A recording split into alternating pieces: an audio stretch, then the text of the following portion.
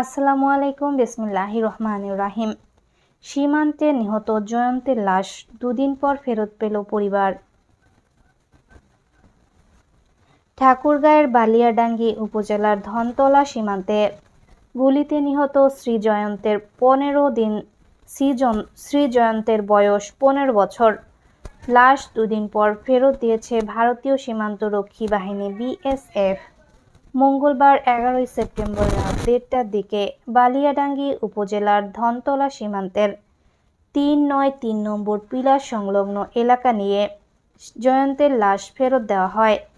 জানা গেছে, মঙ্গলবার সন্ধ্যার পর জয়ন্তের লাশ ফেরত দেওয়ার কথা ছিল, কিন্তু অযথা কালক্ষেপণ করে রাত 1:30টার পর বালিয়াডাঙ্গি উপজেলার ধনতলা সীমান্তের 393 নম্বর পিলার সংলগ্ন এলাকা দিয়ে লাশটি ফেরত দেয় তারা। পরে বিজিবি ও পুলিশ নিহত জয়ন্তের পরিবারের কাছে লাশটি হস্তান্তর করে। মরদেহ ফেরতের পরপরই রাত 2:30টার সময় জয়ন্তের শেষকৃত্য সম্পাদন করা হয়। মরদেহ ফেরতের সময় বালিয়াডাঙ্গি থানার ওসি তদন্ত দিবাকর অধিকারী, এসআই শামীম, ধনতলা বিওপির ক্যাম্প কমান্ডার জাহাঙ্গীর আলম ও জয়ন্তের 4 জন প্রতিবেশী উপস্থিত ছিলেন।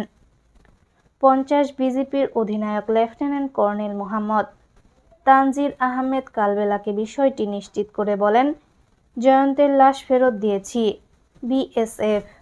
তারা কথা দিয়েছেন ভবিষ্যতে এমন ঘটনা ঘটবে না। অবৈধভাবে কেউ সীমান্ত ক্রস করতে চাইলে তার বিরুদ্ধে আইনি ব্যবস্থা নেবেন।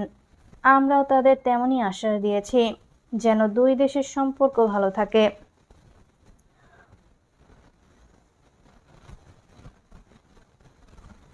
উল্লেখ্য, সোমবার 9 সেপ্টেম্বর ভোরে ধনতলা সীমান্তের নিটাল ডোবা গ্রামের 393 নম্বর পিলার এলাকা দিয়ে 18 জন অবৈধভাবে সীমান্ত দিয়ে ভারতে অনুপ্রবেশের চেষ্টাকালে ভারতের ডিঙ্গাপাড়া বিএসএফ সদস্যরা তাদের লক্ষ্য করে গুলি ছোড়ে। এ সময় গুলিতে নিহত হয় জয়ন্ত কুমার। আহত হয় তার বাবা মহাদেব ও প্রতিবেশী দরবার হোসেন। পরে সোমবার সকালে জয়ন্তের মরদেহ নিয়ে যায় বিসিএফ। নিহত কিশোর জয়ন্ত কুমার উপজেলা ধনতলা ইউনিয়নের ঠুমনিয়া গ্রামের মহাদেবের ছেলে। সে লাহিড়ী বহুমুখী উচ্চ বিদ্যালয়ের 7ম শ্রেণীর ছাত্র ছিল। অপর আহত দুজন হলেন কিশোরের বাবা মহাদেব চন্দ্র ও দরবার হোসেন লিটালডোবা গ্রামের আবু মোহাম্মদের ছেলে।